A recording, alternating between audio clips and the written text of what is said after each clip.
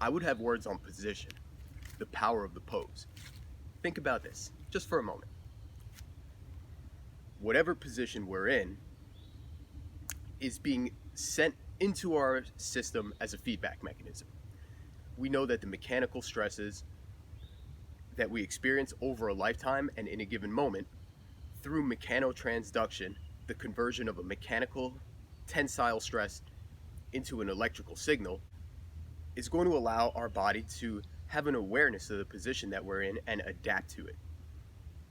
Over time, this can work for us or against us.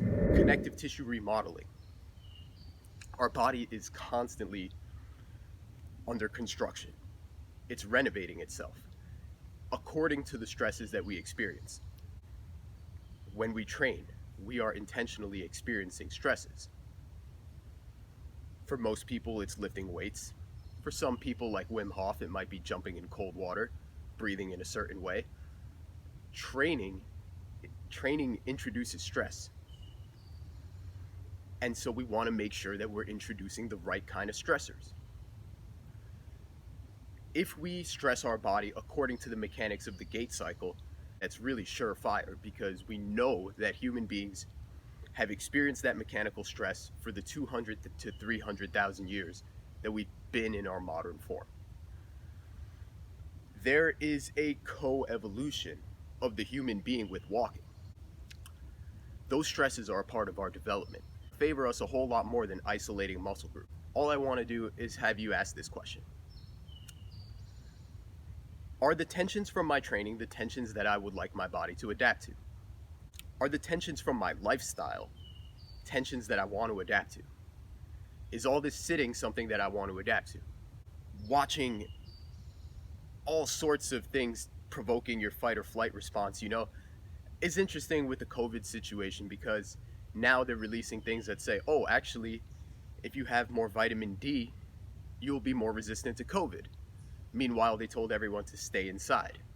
And my boys say, staying inside does not make you a hero. Staying inside makes you vulnerable. Vulnerable to a whole sort of things. And I would extend that and say that having a body which is disconnected fascially also leaves you vulnerable. In order for all of our body systems, which are encased in this fascia, one web that extends through the entire body, reverberations of movement traveling through the web, echoes of that movement over a lifetime as our connective tissue reforms itself according to those tensions. One simple question: are the tensions in your training, in your lifestyle, tensions that you actually would like to adapt to? Are they going to serve you well? Are they going to put your body in a better position?